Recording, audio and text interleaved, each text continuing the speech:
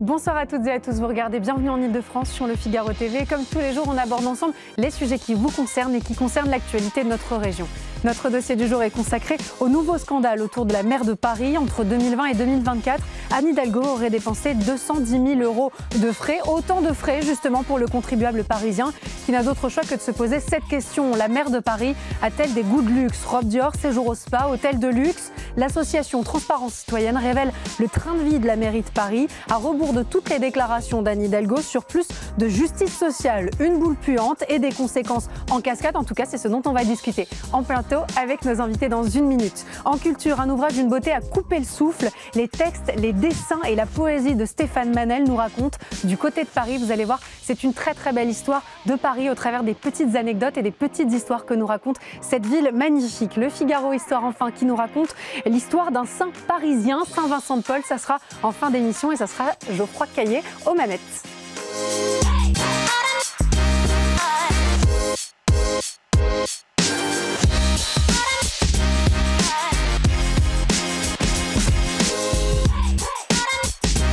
Impossible de louper ces affiches ce week-end. Parisiens, voici comment Anne Hidalgo dépense votre argent et en filigrane, les notes de frais de la maire de Paris, chapeautées des noms de marques de luxe françaises et autres, Dior, Burberry, Saint-Laurent, Boss, Gérard Darel, un aperçu des 220 000 € de frais qu'aurait généré Anne Hidalgo entre 2020 et 2024, selon des révélations de Mediapart, une vraie boule puante en pleine législative partielle et avant les municipales à Paris, dont on va parler avec nos invités en plateau. Najwa El Haïté, merci beaucoup d'être avec nous. Bonjour, merci pour votre invitation. Avocate au barreau de Paris. Priscilla Ludowski, vous êtes cofondatrice de la Ligue citoyenne. Jean-Philippe Feldman, chercheur à l'IREF, Institut de recherche économique et fiscale, ancien professeur des universités, maître de conférences à Sciences Po et avocat à la Cour de Paris. En face de vous, Philippe Moreau-Chevrolet, merci beaucoup d'être avec nous. Professeur de communication politique à Sciences Po et justement, il y a des choses à dire en matière de communication politique sur ce sujet. Jean-Philippe Feldman, je me tourne vers vous. Ma première question, elle est toute simple. Est-ce que les agissements d'Anne Hidalgo sont légaux? On croisera bien sûr avec Najwa El Haïté. Alors, je ne peux pas me prononcer, je suis avocat, je ne suis pas le ministère public. A priori, sur ce que j'ai vu, il y a certaines dépenses qui peuvent interroger. Maintenant, elle est restée dans l'enveloppe globale qui lui a été allouée. Je rappelle quand même que lorsqu'on est maire de Paris, on a une indemnité, mais on a également des frais en vertu d'une délibération du Conseil de Paris et avec une possibilité, selon le Code général des collectivités territoriales, d'avoir un surcroît de 25% de ses frais. Donc en gros, pour être clair, Madame Hidalgo pouvait et peut dépenser chaque année un petit peu moins de 20 000 € au titre de ses différents frais d'habillement et autres, à condition bien entendu qu'ils puissent être justifiés. Et là est l'ambiguïté. La question est de savoir si elle peut effectivement acheter un certain nombre de choses en justifiant, mais si elle peut acheter ce qu'elle veut. Et si les dépenses ne doivent pas plutôt correspondre à des événements particuliers, par exemple, représenter effectivement la France lors des Jeux Olympiques. On ne va pas se présenter avec une robe achetée 10 € au plus. Bien sûr, il est question derrière de l'image de Paris et de l'image de la France. Voilà. Ou est-ce qu'elle fait ce qu'elle veut de son indemnité en elle-même à partir du moment où elle en justifie et elle n'en fait pas n'importe quoi. Je précise que pour ce qui concerne les parlementaires, il y a des frais effectivement qui peuvent exister pour différents hommes politiques, que ce soit en France ou à l'étranger, ça dépend peut-être qu'on en parlera, ça dépend des situations. Mais pour les parlementaires, il y a également une enveloppe. Ils doivent en justifier, mais la différence, c'est que ça doit rester raisonnable. Alors que veut dire raisonnable? En tant que juriste, je ne sais pas trop, mais on comprend l'idée. Bien sûr. Najwa El Haïté, est-ce que vous rejoignez les propos de Jean-Philippe Feldman? Oui, tout à fait. D'autant que d'après l'avocat, donc le confrère qui défend les intérêts de Madame la maire de Paris, il n'y aurait rien à reprocher à Madame Hidalgo, puisque, comme le rappelait mon confrère, ça s'inscrit dans une enveloppe qui est consacrée aux dépenses, aux frais de représentation qu'a le droit, Madame Hidalgo. Mais est-ce qu'on est dans le raisonnable? D'autant qu'il semblerait, je parle au conditionnel parce que je n'ai pas le dossier, donc je ne peux pas m'avancer, mais il semblerait qu'elle ait manqué de transparence, puisqu'il a fallu des démarches judiciaires pour que l'association Transparence Citoyenne récupère ces fameuses notes de frais. Bien sûr, et il semblerait qu'il en manque. Donc c'est là où le bas blesse. Une note de frais de restaurant, on imagine évidemment qu'il y en a beaucoup plus, et c'est normal puisque ça fait aussi partie évidemment des prérogatives de la maire de Paris que d'organiser des déjeuners. Une question pour vous, Priscilla Ludowski. Est-ce que finalement la question n'est pas de savoir si c'est tout à fait audible pour les Franciliens, les Parisiens qui nous écoutent? Est-ce que quand on découvre ces notes de frais, c'est quelque chose qui est soutenable, notamment dans la période dans laquelle on vit, avec ces questions autour du budget, notamment à l'Assemblée nationale et autour du gouvernement? Oui, c'est sûr que le contexte actuel n'est pas propice à recevoir ce type de nouvelles. On en entend beaucoup à l'approche des différentes élections, et là on approche des municipales, on a une crise politique assez majeure. Et donc c'est vrai que la crise politique, elle est née justement d'une volonté de dire aux Français et aux Françaises, on a besoin de faire des économies, on le fera sur votre dos, d'où la mobilisation sociale. Et donc arriver avec des nouvelles telles que celle-ci, celle de Rachida Dati ou d'autres, c'est clairement malvenu. On approche de la journée qu'on a décrétée dans notre association il y a déjà 2 ans passés, de la journée mondiale de la probité. Donc on essaie de faire émerger ces sujets-là à travers notre mission. Et c'est sûr que là, le taux de confiance là, qui est sorti récemment du baromètre de confiance envers les politiques, envers le gouvernement, 23%, envers les parlementaires, 24%, c'est très peu. Ne fait que de se dégrader. Voilà, il ne fait que de se dégrader. Et donc dans ce contexte-là, je vois mal comment on peut... tout à l'heure, j'entendais parler de la notion de dire que les choses pourraient être raisonnables. C'est vrai qu'on ne sait pas ce qu'il y a derrière le mot raisonnable, mais dans le contexte actuel, dans les efforts qu'on demande de faire aux Français, et même de toute façon, même si on est dans une démarche de responsabilité, je veux dire, quand on demande la sobriété à tout va, on fait soi-même preuve de sobriété. Sans même parler peut-être d'exemplarité. On pourrait, dans le cas de la probité, on pourrait parler d'exemplarité. On en est loin. Philippe Moreau-Chevrolet, quand on découvre un sujet comme celui-ci, en tant qu'expert de la communication politique, qu'est-ce qu'on se dit? C'est une boule puante? On se dit qu'elle aurait dû faire ce qu'il fallait il y a longtemps, c'est-à-dire dès qu'on lui a demandé les notes de frais, les publier, assurer sa défense. Elle aurait été attaquée de toute façon et assumée. Le problème des politiques françaises, c'est qu'ils pensent toujours qu'on peut passer sous le tapis, alors qu'aujourd'hui, on ne peut plus, parce que déjà, il y a énormément de moyens de faire sortir des dossiers comme ça.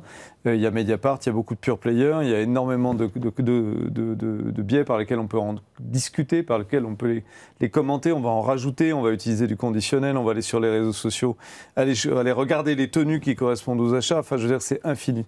Autant faire sortir ça tout de suite, répondre, gérer ça d'une manière aussi efficace que possible, subir 1-2 ans très désagréables et puis faire passer, parce que de toute façon, ça restera. Et l'autre problème, c'est l'image personnelle d'Anne Hidalgo. Ce qu'on retient d'Anne Hidalgo, parmi les images iconiques, il y a la reine d'Angleterre et elle, il pleut. La reine d'Angleterre porte son parapluie, comme n'importe qui, et elle se fait porter son parapluie par un huissier. Ça, c'est une image qui marque. Ça, c'est une image qui vaut plus que les notes de frais, mais quand vous la renforcez avec les notes de frais, vous avez une maire de Paris qui en fait est un peu un monarque, et ça, c'est des mauvaises habitudes qui ont été prises depuis longtemps. C'était Chirac, et pour le coup, c'est pas des rumeurs, les valises de cash et beaucoup d'habitudes qui ont été prises à ce moment-là, dont il faudrait changer. Par exemple, l'histoire des frais de bouche de Jacques Chirac. Oui, il y a eu les frais de bouche. C'est un précédent, 600 € par jour de frais d'alimentation chez les Chirac. Toute la Corrèze est venue travailler, habiter à Paris dans des logements sociaux. Enfin, je veux dire, on connaît les bilans de Chirac. C'est pas une seigneurie, la mairie de Paris, c'est une fonction. Et le problème, c'est que les Français sont un peu schizophrènes. Donc, ils vont dire ce que vous dites, mais ils vont aussi dire, moi, j'aime bien que mes politiques, ils soient vraiment des chefs qui me représentent. Et donc, est-ce qu'on est prêt à déménager l'Élysée à Villetaneuse, ce qu'il faudrait faire en toute raisonnable. Si on était raisonnable, on déménagerait le siège de l'Élysée ailleurs. Ça coûte trop cher, c'est pas nécessaire. Pas se permettre. Mais les Français le vivraient extrêmement mal, ouais. Donc c'est une question plutôt de transparence, alors, finalement. J'entends ce que vous dites sur la contradiction C'est une question de transparence, il faut assumer, oui. Et quand on assume, en général, ça se passe mieux. Bon, j'aimerais qu'on regarde un petit peu les réactions des politiques, puisque évidemment, ça pose une forme de problème éthique. Ça choque même dans le camp politique de la maire de Paris. Je vous propose qu'on écoute Olivier Faure qui s'est exprimé sur le sujet le 20 septembre sur BFM TV. Je comprends que dans une période comme celle que nous traversons, ces sommes-là puissent être très choquantes. Même si je ne mets pas le fait que quand on est maire de Paris et qu'on doit honorer de grandes manifestations, on n'y va pas en jean et que ça fait partie de la façon dont on honore aussi une ville. Et il y a certainement quelque chose entre le jean et la robe Dior. Voilà. Ça veut dire qu'il y a des déontologues qui doivent être partout dans nos collectivités et qui doivent dire ce qu'il est possible de faire, ce qu'il est raisonnable de faire et ce qui ne l'est pas. Et parfois, peut-être, pour de grandes manifestations, se faire prêter des vêtements par ces grandes maisons qui ont intérêt, elles aussi, à ce que un président, enfin plutôt une présidente ou une maire ou une présidente de région ou de département, eh bien, s'habille et fasse honneur à la création française. On a vu le lapsus avec présidente, ça rejoint un peu ce que vous nous disiez. Mais elle avait fait 2,5%, donc on est quand même un peu loin de la présidentielle. Vous n'êtes pas tendre. Cette idée des déontologues, pour qualifier ce qui est possible, ce qui est raisonnable et ce qui ne l'est pas. C'est une bonne idée ? Oui, c'est une très bonne idée, mais ça existe déjà au sein de la mairie de Paris, puisque dès qu'elle a accédé, Madame Hidalgo, à la fonction de maire de Paris, elle a mis en place une commission de déontologie. Donc je m'étonne que cette commission ne se soit pas manifestée face à ses frais. Mais force est de constater qu'elle a fait elle a eu un manque de transparence. Il aurait fallu, comme vous le disiez très justement, assumer ces frais-là. Jean-Philippe Felman, si on imagine ces déontologues parcourir les notes de frais, pour les frais de représentation d'Anne Hidalgo, 6 320 € de robe Dior, 3 067 € de manteau Burberry, 1 120 € de blouse Dior, 1 087 de veste Burberry, c'est un exemple. On imagine la réaction assez évidente de déontologues face à des frais comme ceci, ou c'est pas si évident que ça justement, et c'est là où est la complexité. Même pas de drapeau palestinien, semble-t-il. Incroyable. Les déontologues, ils existent. Par exemple, pour les parlementaires, ils existent aussi à l'étranger. Je crois qu'il y a un mot qui est très important, qui a été prononcé déjà plusieurs fois, c'est transparence. Et donc on se dit effectivement, s'il n'y a pas de transparence, c'est qu'il y a un loup caché, quelque part. S'il n'y a pas de problème, pourquoi ne pas être transparent? D'autant plus qu'on connaît l'enveloppe globale. Donc à partir du moment où on vous dit vous avez un petit peu moins de 20 000 € chaque année à dépenser, vous dépensez cet argent, vous en justifiez, il n'y a pas de difficulté à ce moment-là. Si ça fait un scandale, oui, à ce moment-là... En général, quand on a besoin de se cacher, c'est qu'il y a un loup, c'est ce que vous nous expliquez. C'est pas qu'il y a un loup, mais en tout cas, c'est l'interprétation des gens. Mais ce qui pose problème sur la transparence, c'est même ce qu'elle avait déclaré. Madame Hidalgo avait déclaré, c'est en boucle sur les réseaux sociaux avec des réactions d'internautes qui sont très amusantes parfois. Je vais vous lire ce que disait Anne Hidalgo le 5 avril 2014. C'est court, une phrase. Je serai intraitable sur les questions d'éthique en demandant à chacun de se soumettre à des règles claires pour une transparence totale. Donc le problème, si vous voulez, c'est que, on est dans une période qui est très compliquée aujourd'hui. Il y a beaucoup de populisme, il y a beaucoup de dégagisme. Vous pouvez annoncer n'importe quel montant d'indemnité, ça ne conviendra jamais à une partie de la population. Si on disait que la maire de Paris a une indemnité de 3 000 € par mois, vous aurez des gens qui diront que c'est tout à fait scandaleux. Bon. Et donc, effectivement, vous avez un manque de transparence. Et le problème, à mon avis, qui se pose, il est même plus important que le problème de transparence. C'est qu'en fait, je pense que, en définitive, malgré l'envie de certains Français, je crois que ce qu'ils veulent, ce sont des hommes politiques compétents.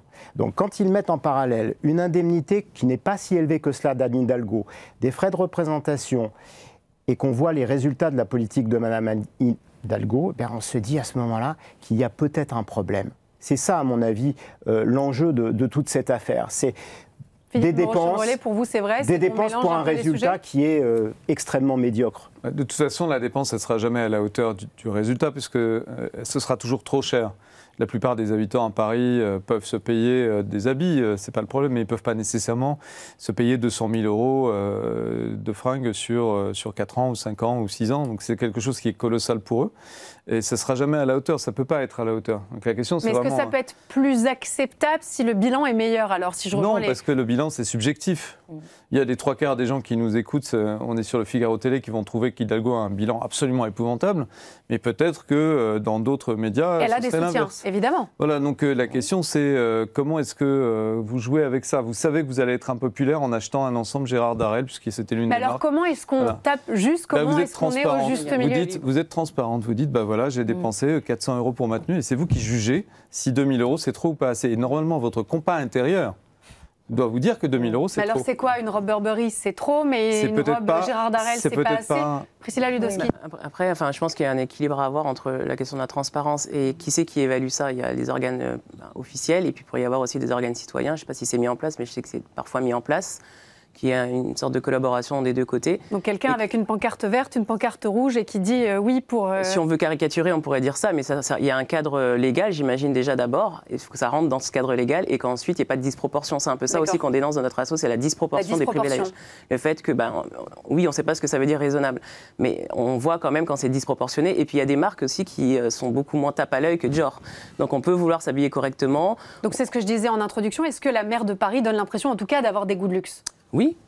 Après, je pense que beaucoup de gens ont des goûts de luxe sans nécessairement être maire ou quoi que ce soit. Mais la question, c'est est-ce que c'est nécessaire à chaque sortie de devoir porter du Dior ? Pas toujours. Voilà, ça l'était peut-être, par exemple, pour les Jeux Olympiques de Paris, parce que la France donnait... Se faire prêter des vêtements, c'est pas une idée stupide. La Première Dame le fait, donc on peut le faire.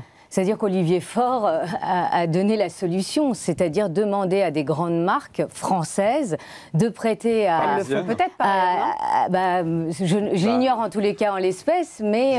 Non, et ça s'accompagne d'un contexte quand même, parce que quelqu'un qui voit un habit de Dior ne sait pas nécessairement que ça s'est fait dans le cadre d'un prêt, et qu'est-ce que ça implique, est-ce qu'il y a un contrat derrière. Oui. Voilà, il y a toujours un contexte à poser. Encore une fois, de la transparence, vous dites il faut l'expliquer. Sur un site aujourd'hui, publier ça sur Internet en disant voilà les dépenses que j'ai fait ce mois-ci, oui. Non, puis après, on voit. Et là où, moi je me rappelle de l'affaire Fillon, où ça avait fait un véritable scandale, alors que souvenez-vous quand même, Monsieur Fillon, il s'était fait offrir des costumes, notamment par un confrère. Et pourtant, ça avait fait tout un scandale. On ne parlait même pas d'argent public. Là, en l'espèce, c'est de l'argent public. C'est de l'argent voilà, c'est de l'argent des Parisiens. Et dans un contexte où, quand même, la mairie de Paris a 10 milliards de dettes. Donc, à un moment, il faut aussi être exemplaire. On peut réduire après, elle a respecté son enveloppe budgétaire.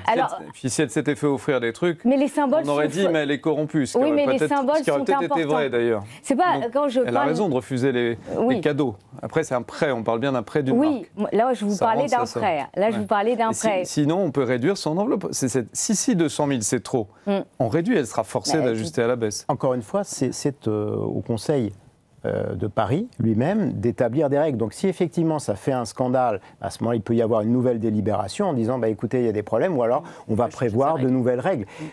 En fait, si vous voulez, on parle beaucoup de choses. Il y a des choses qui sont extrêmement précises pour certains hommes politiques parce qu'il y a eu beaucoup de scandales. C'est le cas pour les parlementaires. Ça n'est plus comme avant. Le député ou le sénateur qui vous invite à déjeuner ou quelque chose comme ça, il sort plus sa liasse de billets comme il y a un certain nombre d'années. Il commande un peu moins de homards aussi. Alors, uniquement quand on est président. Mais pour le reste, si vous voulez, cette exigence de transparence, elle doit aussi se traduire pour la mairie de Paris, à mon avis. Parce qu'encore une fois, il ne faut pas faire de la démagogie. Le maire de Paris, c'est le maire d'une des plus grandes villes au monde. Il y a évidemment une activité de représentation à avoir, mais pourquoi cacher les choses ? Faisons les choses en toute transparence. Moi, je distingue bien le privé du public. Dans le privé, la transparence n'est pas toujours bonne, notamment parce qu'il y a la vie des affaires. Dans le public, évidemment, il y a des secrets, etc., sur le plan diplomatique. Mais pour ce genre de choses, il n'y a aucune raison de cacher les choses. Soyons transparents, très bien. Sauf qu'à mon avis, les hommes politiques ont toujours peur de l'opinion publique en disant « Ah mais vous gagnez trop, etc. » On voit souvent que sur le long terme, ils ne font pas le bon calcul. Oui, mais résultat, c'est contre-productif. Mais il y a beaucoup de choses comme ça. C'est-à-dire qu'on prévoit un traitement qui n'est pas trop élevé, surtout par rapport à des homologues. Je pense à Berlin, à Londres, etc. Les traitements sont beaucoup plus élevés, les indemnités sont beaucoup plus élevées qu'en France pour ce qui concerne l'indemnité en elle-même. Mais comme on est en France et qu'on est passablement hypocrite, on prévoit d'autres indemnités pour essayer de rattraper le coup. Voilà. Alors, encore une fois, transparence. Transparence. J'aimerais qu'on écoute la défense d'Anne Hidalgo qui a donné la parole à son avocat qui n'a pas eu peur d'évoquer une chasse à l'homme. La maire de Paris porte plainte pour dénonciation calomnieuse. Je vous propose qu'on l'écoute. Nous allons déposer plainte du chef de dénonciation calomnieuse lundi matin. La plainte est en train d'être rédigée puisque la décision en a été prise hier soir au vu de l'évolution de ce que vous appelez une polémique et qui est en train de tourner à une chasse à l'homme ou à la femme qui doit absolument nous alerter. Donc, on voit bien qu'il y a des dépenses qui sont faites dans un cadre autorisé et qu'on n'a jamais dépassé. Philippe Moreau-Chevrolet, cette incapacité à reconnaître ses torts aussi. En même temps, c'est son avocat. Donc, ce que j'allais dire. Il ne va pas dire autre chose. Il fait son rôle. C'est un soutien d'Anne Hidalgo depuis très longtemps, Patrick Klugman. Donc, c'est aussi quelqu'un qui est proche de la maire de Paris. Je pense que ce qui serait bien, c'est d'être transparent, effectivement, puis d'avoir peut-être un débat plus ouvert sur ce type de privilège, effectivement, et de dire, voilà, est-ce qu'on veut que la maire de Paris bénéficie de 200 000 euros d'enveloppe de frais? Est-ce que c'est vraiment comme ça qu'on veut fonctionner? Et puis, elle pourrait se dire qu'elle va être un peu plus Kate Middleton. C'est-à-dire Kate Middleton, elle a des tenues très chères, mais elle a aussi des tenues pas chères. Et elle donne une cohérence à tout ça par un récit. Donc, elle raconte que parfois, elle est en représentation, elle se fait prêter des robes très chères. Donc, c'est beaucoup plus acceptable. Et parfois, elle est dans sa vie courante et elle a des robes à 100 euros, 50 euros, comme tout le monde. Et elle a des robes à 50 euros. Et si Kate Middleton y arrive, Anne Hidalgo doit y arriver. Et d'ailleurs, elle met en avant des talents de créatrices de mode. Et elle raconte une histoire. Et voilà, elle est ambassadrice de certaines marques de luxe ou qui le sont moins. Anne Hidalgo, elle paye aussi sa légèreté en matière de communication. On se souvient du Tahiti Gate, vous étiez venu nous en parler sur le plateau. Elle n'a jamais pensé à l'opinion des Parisiens. Pour elle, c'est vraiment secondaire. C'est très bizarre, ça. On rappelle le Tahiti Gate, peut-être. Le service de communication ne doit pas être suffisamment nombreux à la ville de Paris. Ça doit être ça. Non, mais c'est aussi un choix. Le Tahiti Gate, effectivement, aller à Tahiti, sur les frais de la mairie de Paris, c'était effectivement pas une bonne idée. Pourquoi il n'y a pas réfléchi juste avant? C'est aussi une stratégie. Je veux dire, quand on ne pas communiquer, c'est communiquer. Oui, on est d'accord. Donc, au bout d'un moment, ils ne sont pas stupides dans son équipe. Non, son équipe, je pense que ça va. Je pense que ça.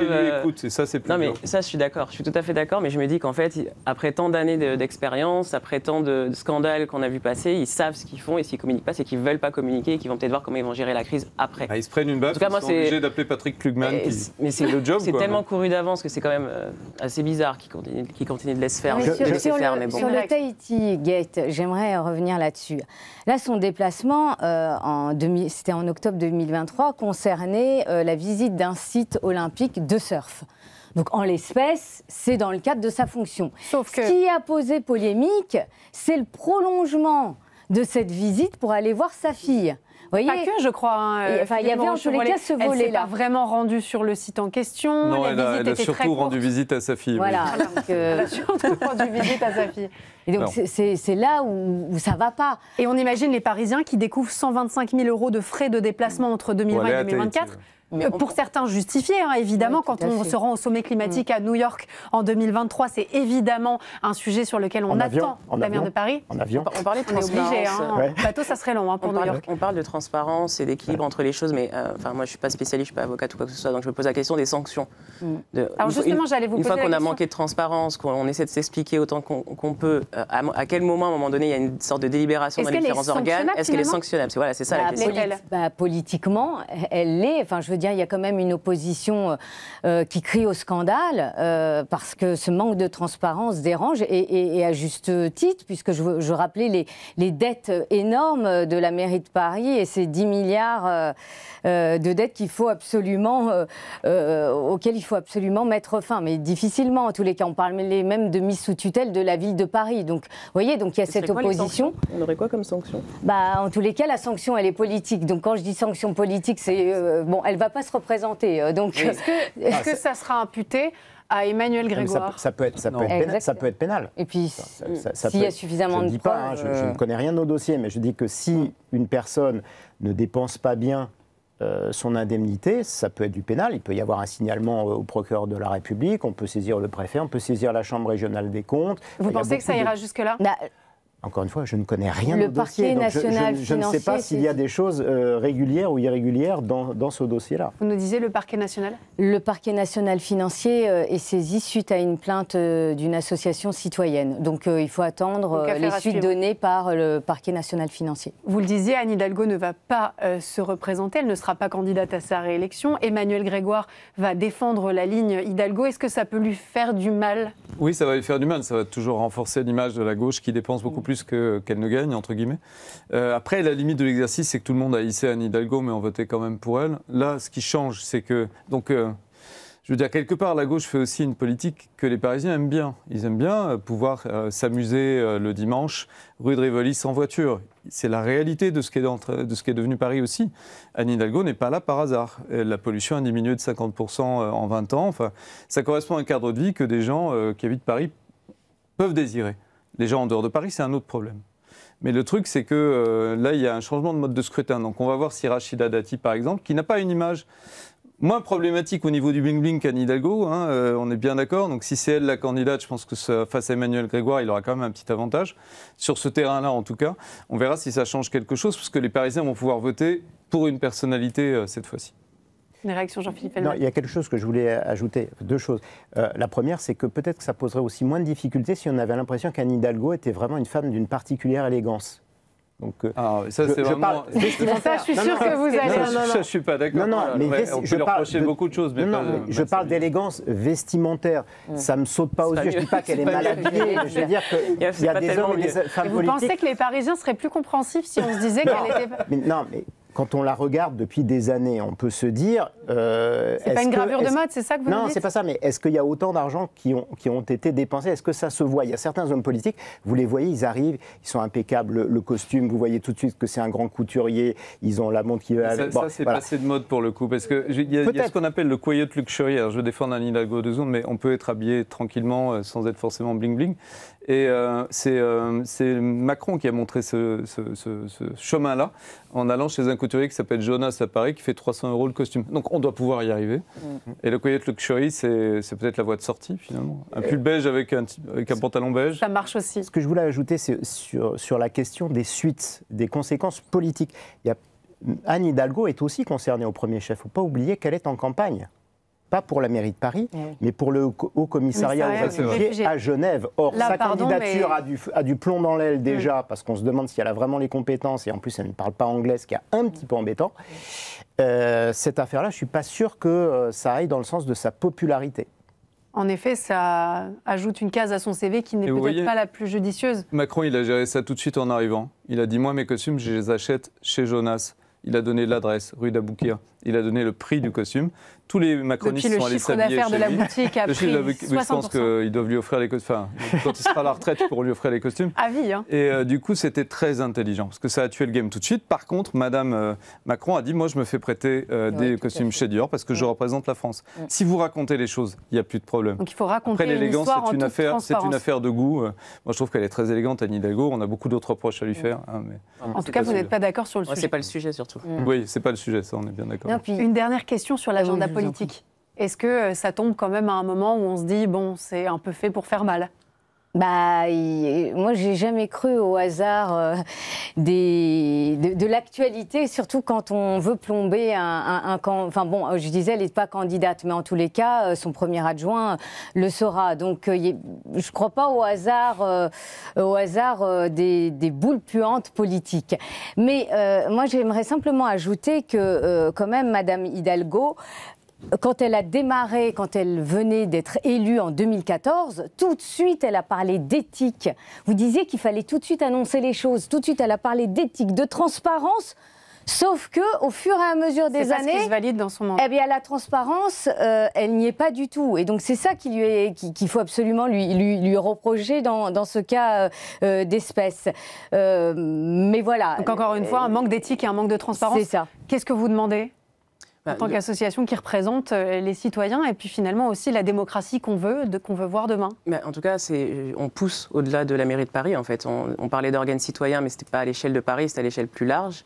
Et de manière générale, il y a tous ces privilèges disproportionnés qui sont associés à la fonction de président, à la fonction de Premier ministre. Il y a eu la mesure annoncée du Premier ministre là, actuel sur un des privilèges à vie accordés au Premier ministre, mais il y a aussi ceux des parlementaires. Il y a un gros sujet sur le financement public des obsèques. Enfin, vraiment, il faut s'attaquer à tous les privilèges de nos élus. En tout cas, il faut encadrer ces privilèges-là et surtout fixer des limites, parce qu'il y a des limites qui ne sont pas fixées, notamment au point de vue budgétaire pour la présidence, après le mandat. Enfin, il y a beaucoup de choses qui sont disproportionnées, qui sont injustes. Pour réinstaurer un climat de confiance avec les élus. En tout cas, je pense que ça peut contribuer à le faire. On ne va pas passer de 24% à 100% de confiance, parce qu'on en revient de loin. Mais en tout cas, ça peut contribuer à faire que, il y a un peu plus de justice sociale, un peu plus d'égalité entre les profils. Et commencer peut-être à travailler, à faire que ce taux augmente un petit peu plus. Et il y a du travail.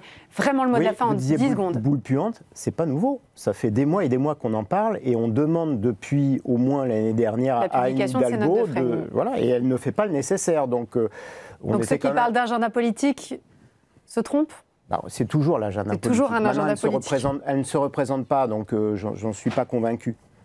Merci beaucoup à tous les quatre de nous avoir permis de traiter ce sujet sur les frais de la maire de Paris. Et on passe tout de suite à l'entretien culture.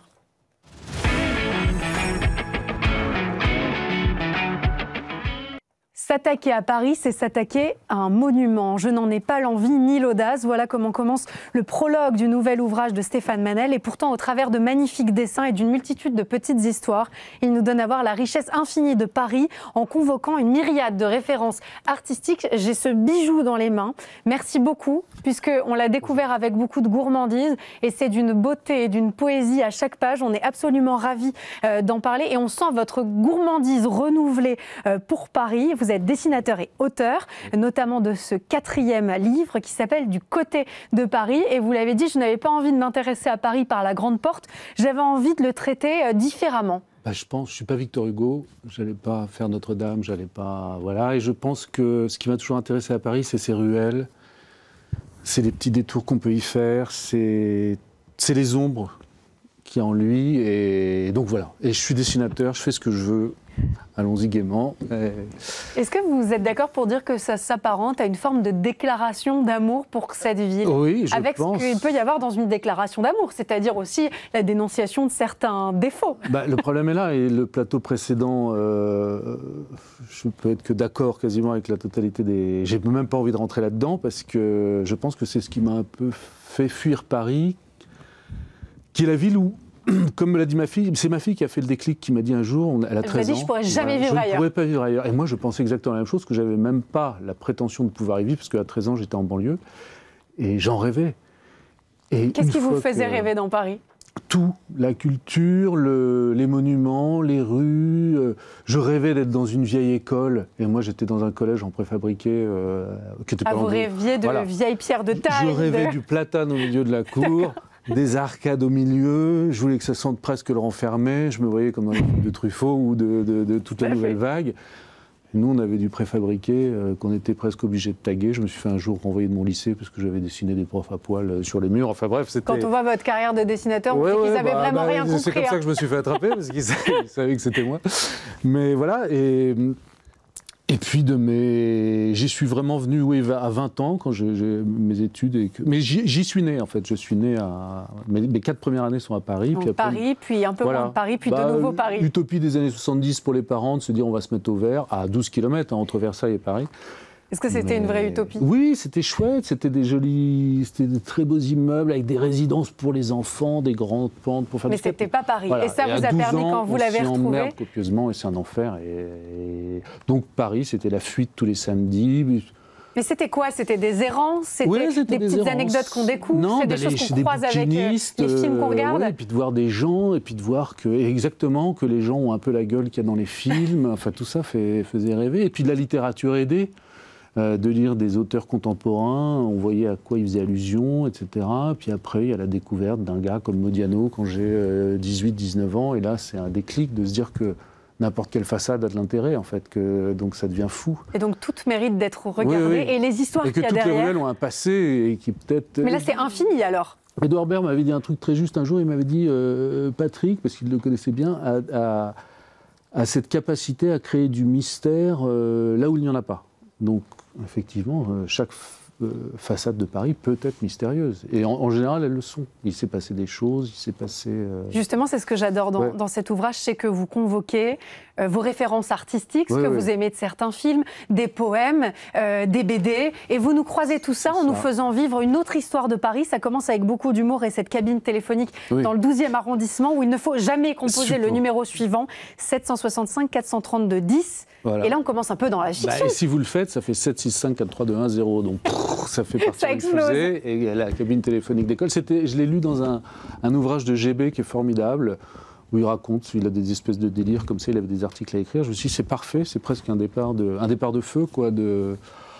C'est tellement vaste de se dire qu'on va s'occuper de Paris que Il faut rigoler, en fait. Il fallait que ce soit simple. Et moi, On sent que vous vous êtes beaucoup amusé, ouais, puisqu'à chaque page, oui. il y a un petit peu un délire de dessinateur, d'auteur, d'artiste. À la page 22, une plaque pas comme les autres, avec les célébrités que vous avez dessinées dans les différents arrondissements de Paris, et à qui vous faites dire une phrase. C'est des chansons. C'est que je me suis rendu compte qu'il y avait plein de chansons de leur répertoire qui évoquent une rue de Paris. Mais j'en ai même trouvé une de Jane. C'est drôle, je disais à quelqu'un hier, de d'Yves Montand à Isabelle Adjani, Juliette Gréco. Voilà, Bruand, Adjani, tous, ils ont chanté Paris et c'est normal, c'était tellement Montand, tellement stimulant que... Et vous le rattachez à un arrondissement de Paris. Oui, à chaque fois je les place dans le... C'est comme un petit jeu, je m'amuse avec j'ai mes petits pions, Et vous dites aussi que vous traînez un vieux carnet Moleskine dans l'idée d'un livre à écrire. Ouais. À quoi est-ce qu'il vous sert? À noter vos observations? Ouais, des fixettes, des bouts de phrases, et puis en fait...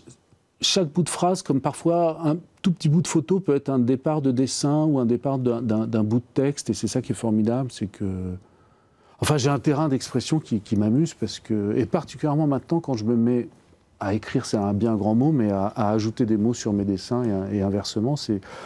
Si je fais un long texte, je sais que je peux me contenter d'un dessin plus simple. Et si je fais un texte très simple, je peux faire un dessin plus ambitieux. Et voilà. Comme par exemple... Oui, alors ça qui fascine mon fils de 3 ans.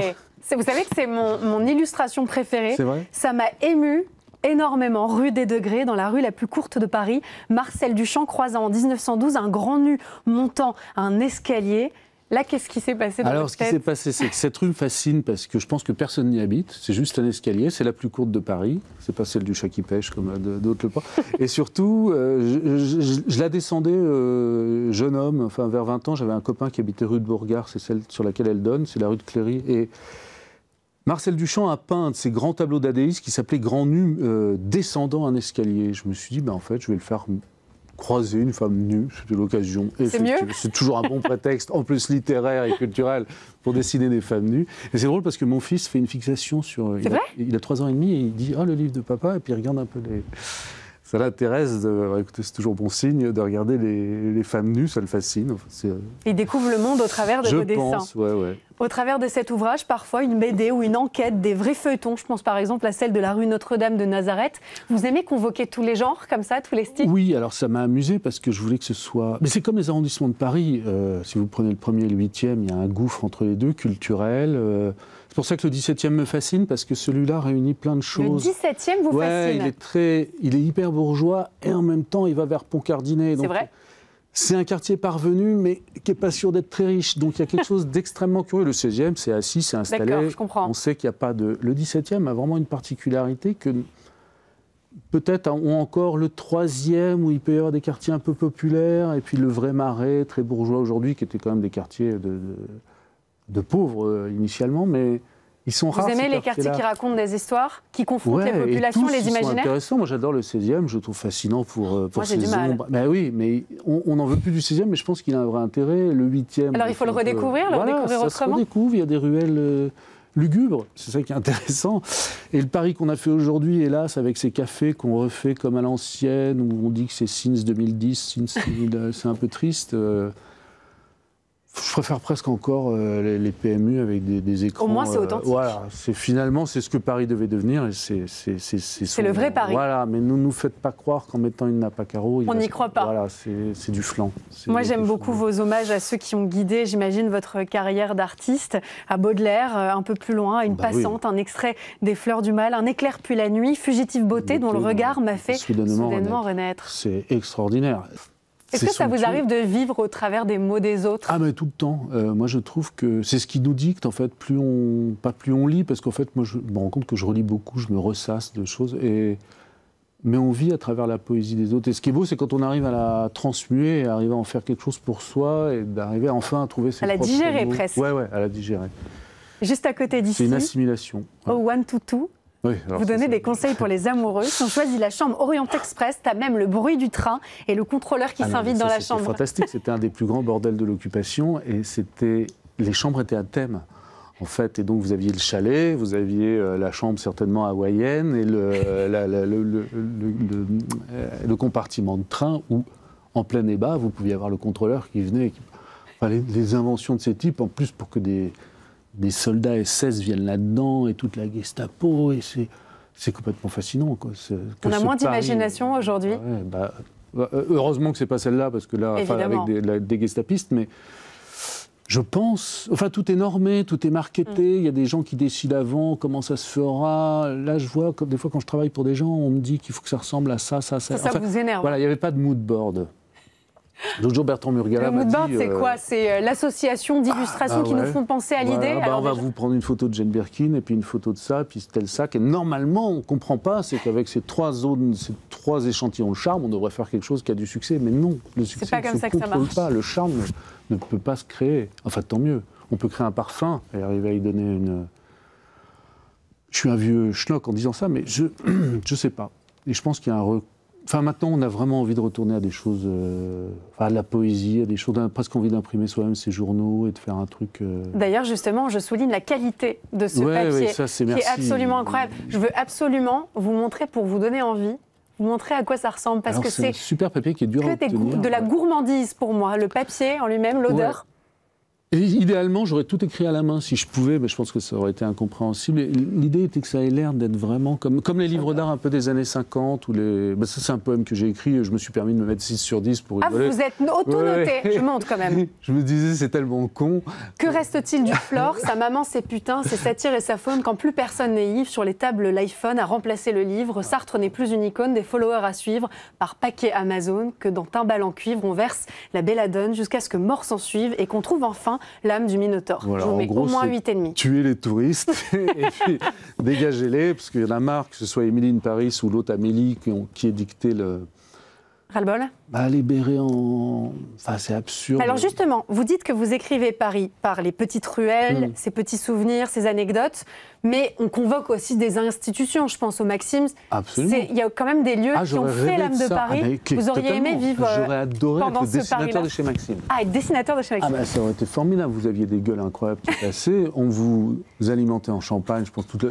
Vous auriez adoré être sous intraveineuse de champagne chez Maxime. Oui, puis à dessiner des têtes incroyables, à entendre des conversations folles, à être sur le vif. Savoir que ces dessins ne vont pas forcément rester. Qui se souvient de Sem aujourd'hui, franchement? Des fois, ils décorent des chambres d'hôtel, mais je pense que personne ne regarde vraiment.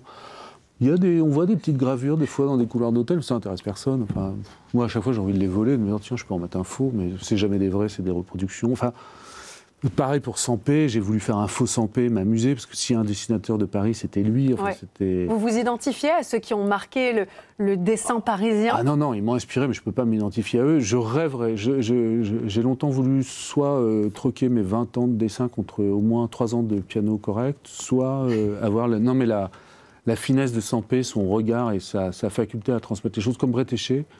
Mais sauf que ça se trouve pas sous le sabot d'un cheval, et c'est inné. Moi, le destin a voulu que je dessine de cette façon-là et je ne peux pas le changer. Donc. Et c'est merveilleux, très poétique. Voilà. Et on est absolument ravis de parler de cet ouvrage qui croise. Il est inqualifiable. Je me disais, il me faut une chute pour cette interview. Je suis incapable de la trouver. C'est inqualifiable. C'est inqualifiable. Non, c'est magnifique. Un dernier mot sur ce qui définit pour vous l'âme de Paris. Comme vous l'avez redécouverte aussi, puisqu'en travaillant cet ouvrage, j'imagine que vous êtes reconfronté. Je crois que c'est sa diversité. Et c'est ça qui la rend vraiment unique et mystérieuse, en fait. Il a du mystère. Les mystères de Paris, c'était pas pour rien. Et vraiment, et on n'a jamais fini de les sonder. On se rendra compte que... Je sais qu'à Rome, dès qu'ils veulent construire une station de métro ou un truc, ils tombent sur des ruines et ils sont obligés de s'arrêter. De nouveaux trésors et on s'arrête. Voilà, nous, finalement, je crois qu'on en a fait le tour de ce qu'il y avait dans les bas-fonds. On sait qu'il y a des catacombes et qu'il y aura toujours des cadavres qu'on trouvera au fond de la Seine. Ouais. Mais il restera ce mystère qui flotte, qui a attiré des gens comme Hemingway, comme Gertrude Stein, comme tous ces gens-là. Donc vous nous ferez un tome 2 ?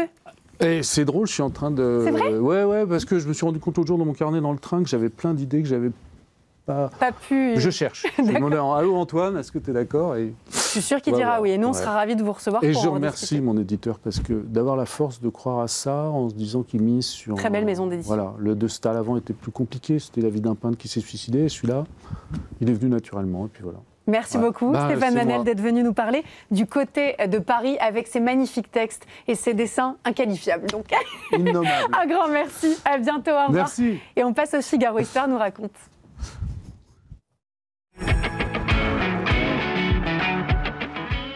Tous les lundis, le Figaro Histoire nous raconte une page de l'histoire de France et ceux qui l'ont marqué. Geoffroy Caillet, merci beaucoup d'être sur le plateau de Bienvenue en Île-de-France. On va parler du 27 septembre 1660 et d'un saint parisien, Saint Vincent de Paul, dit Monsieur Vincent, qui mourait à Paris au terme d'une vie pleine de rebondissements, dont la plus grande partie s'était déroulée dans la capitale, à soulager les misères physiques et morales sous le règne de Louis XIII. Saint Vincent de Paul n'est pas parisien à l'origine, alors d'où est-ce qu'il nous vient ? Eh bien, il vient des Landes, Saint-Vincent de Paul. Il est né en 1581 dans un petit village qui s'appelle Le Pouy, tout à côté de Dax, qui a été rebaptisé, on voit sa maison natale, qui a été rebaptisé Saint-Vincent de Paul en 1828. Son père était un petit propriétaire exploitant. Alors, très jeune, Saint-Vincent de Paul a la vocation religieuse. Il se prépare à entrer dans les ordres. Et pour ça, il part étudier à l'université la plus proche, c'est celle de Toulouse. Et là-bas, il est ordonné prêtre en 1600. C'est à ce moment-là justement qu'intervient l'un des épisodes les plus célèbres de sa vie. Oui, et tout à fait rocambolesque parce qu'il enseigne à Toulouse ensuite pour préparer un doctorat. Et alors il est capturé 5 ans plus tard au large d'Aigues-Mortes en 1605 par des pirates barbaresques qui donc sillonnent les côtes méditerranéennes. On dirait une légende. On dirait une légende. Et d'ailleurs, effectivement, ça a été mis en doute cette histoire-là. Mais on a des détails très précis qui montrent que cette captivité n'a rien de légendaire. Il a été vendu à plusieurs maîtres successifs pendant 2 ans et il a passé 2 années donc complètes d'esclavage en Afrique du Nord et finit par convaincre son dernier maître, qui est un chrétien renégat, qui s'est converti à l'islam, qui vit à la musulmane à Tunis, de se repentir et de se sauver avec lui. Et donc il parvient à s'échapper et en 1607, il rentre en France. C'est une histoire complètement dingue, c'est une épopée, mais c'est aussi une épreuve qui va le marquer durablement. Exactement. C'est une épreuve qui a quelque chose de fondateur pour lui parce qu'elle va l'orienter vers un dévouement exclusif envers les plus pauvres, qui va connaître 3 étapes. La première étape, ça va être en 1608 où il va à Rome faire une sorte de stage et il va chez des frères qui s'appellent les frères de Saint-Jean-de-Dieu, qui ont un hôpital sur l'île Tibérine, hôpital qui existe toujours. Et alors, c'est intéressant parce que les frères de Saint-Jean-de-Dieu ont développé une approche du soin qui est très moderne pour l'époque, puisqu'il ne s'agit pas simplement de prendre en compte les souffrances physiques, mais aussi les souffrances morales des gens. Donc on considère le malade vraiment comme une personne à part entière qui a besoin d'être soulagé de ses maux physiques, de ses maux moraux. Et Saint Vincent de Paul va passer 2 ans avec eux, il va se former, c'est la première fois qu'il se met au service des pauvres. Ensuite, il rentre en France en 1610 et là, il est nommé aumônier, c'est-à-dire dispensateur des aumônes de la reine Margot, qui est toujours vivante et qui a fondé justement sur les rives de la Seine, du côté de la rue du Bac, le couvent n'existe plus aujourd'hui, un couvent de frères de Saint-Jean-de-Dieu, qui est voué à s'occuper à nouveau des plus pauvres. Et c'est là où Saint Vincent de Paul va œuvrer à son tour. Et ensuite, il y a une 3e étape pour lui, c'est dans la décennie 1610. Il va connaître une crise assez grave dans la foi et il en est délivré que quand il promet au Seigneur de se mettre totalement au service des pauvres. Et là, par amour du Christ, il va décider que les pauvres vont être vraiment ses maîtres. C'est une formule qui lui est attribuée. Les pauvres sont nos maîtres. Et on la retrouve aussi chez des saints plus anciens. Et alors, voilà, la force de son rayonnement va partir de ce serment qu'il fait au Christ de s'occuper des pauvres. Je note que c'est un triptyque, par ailleurs, qui le conduit jusqu'à son dévouement pour les pauvres. Oui. La postérité a aussi retenu son action en faveur des galériens. En quoi a-t-elle consisté ? Alors d'abord en 1612, en pleine crise de la foi pour Saint Vincent de Paul, Saint Vincent de Paul est nommé curé de Clichy, ce qui l'ancre un peu plus en Île-de-France. Et à Clichy, on voit toujours l'église Saint-Médard, qui est l'église de Saint Vincent de Paul, avec sa statue au chevet. Alors cette année 1612, il devient précepteur des enfants de Philippe-Emmanuel de Gondi et de sa femme. Qui sont-ils ? Ce sont des membres de la haute noblesse, qui sont aussi de fervents chrétiens. Et il est à la fois précepteur des enfants et aumônier des parents. Mais il se trouve que Philippe-Emmanuel de Gondi est général des galères du roi. Donc il s'occupe de surveiller les galères du roi. Et en 1618, il fait une tournée d'inspection dans laquelle il emmène Saint Vincent de Paul. Et Saint Vincent de Paul est absolument épouvanté de la façon dont sont traités les galériens. Donc il se dit qu'il y a absolument quelque chose à faire parce qu'il souffre sur le plan physique, mais sur le plan moral. Oui, tout à fait. Voilà. Et surtout, il se rend compte qu'avant d'être envoyé dans les galères à Marseille, à Toulon, les galériens sont parqués dans des prisons à Paris, à la Conciergerie, dans d'autres prisons parisiennes, dans des conditions absolument terribles. Il obtient de faire améliorer leur nourriture pour qu'ils puissent manger mieux, et puis il s'occupe de leur procurer une assistance morale. Et donc dès 1619, Louis XIII crée pour Saint-Vincent de Paul un poste d'aumônier général des galères pour qu'il puisse suivre les aumôniers. Alors il y a une très belle scène qu'on voit dans le film très connu Monsieur Vincent de 1947, Oscar du meilleur film étranger, avec Pierre Freinet qui incarne un Saint-Vincent de Paul extraordinaire. On le voit à l'écran avec l'affiche du film, et on voit une scène très marquante, un peu comme Baignure aux galères, où on voit Saint-Vincent de Paul qui prend la place d'un galérien. Alors l'anecdote n'est pas avérée, mais il est très possible que Saint-Vincent de Paul ait fait ça. Et en tout cas, ça montre bien à quel point il était... Ça montre son dévouement, et ça montre à quel point il a été vraiment touché par la misère des galériens. À quoi ressemble le reste de son œuvre? Est-ce qu'elle est dans la lignée de ses actions? Oui, alors elle est vraiment pléthorique. Il s'occupe des galériens, on l'a dit. En 1617, 2 ans plus tôt, il crée la première confrérie de la Charité. C'est une sorte de petite équipe animée par les dames de la Charité. Il confie aux femmes une place très importante dans l'exercice de la charité, et c'est un peu comme une équipe qui part en mission, comme quand vous voyez des équipes du SAMU social dans les rues de Paris ou ailleurs, et qui va vraiment à la recherche des plus pauvres. En 1625, ils fondent la congrégation de la mission. Là, c'est des prêtres qu'on appelle les lazaristes qui vont s'occuper des plus pauvres. En 1631, il institue des retraites pour ses futurs prêtres, parce qu'il pense toujours évidemment à la formation morale de ses équipes. En 1633, c'est la fondation très importante des Filles de la Charité, avec Louise de Marillac, une laïque qui se dévoue à l'œuvre de Saint-Vincent de Paul. En 1635, les séminaires. En 1638, l'œuvre des enfants trouvés. Il y en a beaucoup à Paris à l'époque. Et en 1653, un hospice pour les vieillards. Donc c'est vraiment une œuvre absolument considérable. Aucun répit. Quel est l'apport de Saint-Vincent de Paul à la question sociale par rapport justement à ce que propose l'État? C'est une très bonne question, parce que les villes du royaume, effectivement, à l'époque, connaissent un grave problème de mendicité. Il y a des mendiants partout dans les rues. À Paris, on estime qu'il y a à peu près 1/5 de mendiants, soit à peu près 40 000 personnes. Et la seule réponse des autorités, c'est l'enfermement des pauvres. Alors c'est un choix qui n'est pas dénué de bonnes intentions en réalité quand on regarde de près, parce que le but, quand il s'agit d'enfants, c'est de pouvoir les regrouper dans un endroit où ils vont être en apprentissage, et les personnes valides, on va faire en sorte qu'elles puissent travailler dans des ateliers. Donc l'idée, c'est quand même de les mettre au travail dans la mesure de leurs possibilités. Mais c'est quand même une réclusion forcée. C'est une réclusion forcée. Et Saint-Vincent de Paul s'y oppose au nom vraiment de la liberté des personnes. Vous voyez, il a une conscience très forte de la liberté des personnes, corps et âme. Quel rôle va-t-il tenir dans une France qui est ravagée par la guerre de 30 ans, puis par la Fronde? Effectivement, Saint-Vincent de Paul est pris dans les mouvements de son temps, qui sont une grande période de guerre. Il y a des affrontements dans le cadre de la guerre de 30 ans en Picardie, en Champagne et surtout en Lorraine. Et là, il y a la famine, la peste, les exactions des soldats. Et Saint-Vincent de Paul va envoyer à nouveau des prêtres pour soigner, nourrir la population, soulager la misère. Il organise la collecte, la distribution de nourriture. Et un peu plus tard, sous la Fronde, qui commence en 1649, le blocus de Paris engendre une misère effroyable. Et alors là, Saint-Vincent de Paul va faire de son mieux à nouveau pour distribuer du blé, pour nourrir quotidiennement des milliers de malheureux. L'idée étant toujours de se mettre au service des plus miséreux et de leur apporter, vous l'avez dit, un soutien de chaque instant, notamment un soutien moral. En quoi est-ce qu'on peut dire que Saint-Vincent de Paul a incarné la conscience finalement de son siècle? Il a répondu à toutes les grandes questions qui se sont posées effectivement en son temps, avec une capacité absolument étonnante à parler au cœur du plus grand comme du petit.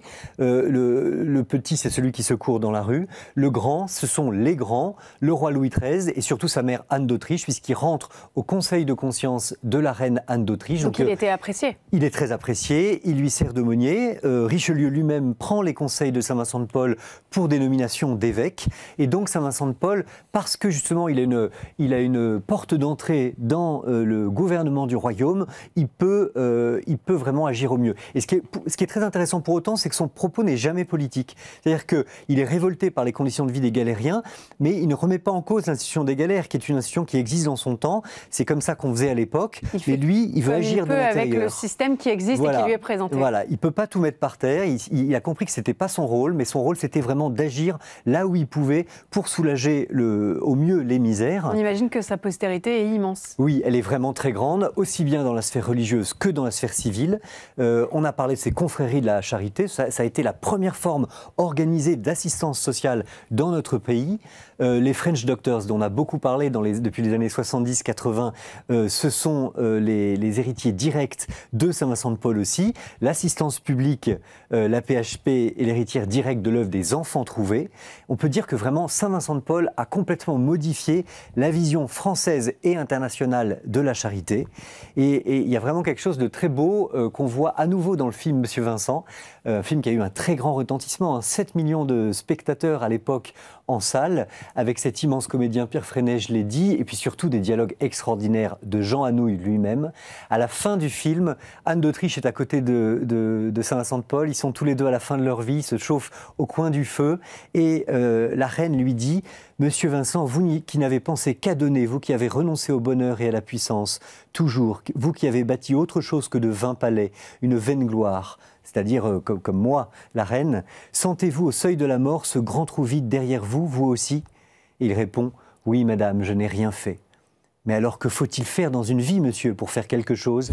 Et Saint-Vincent de Paul répond « Davantage. » Ça dit quelque chose de son humilité immense. Oui, exactement. Merci beaucoup, Geoffroy Caillet, de nous avoir parlé de ce saint parisien, Saint-Vincent de Paul. C'était un plaisir d'en discuter avec vous. On vous retrouve évidemment la semaine prochaine dans le Figaro Histoire nous raconte. Et moi, je vous dis à demain, même lieu, même heure, toujours sur le Figaro TV.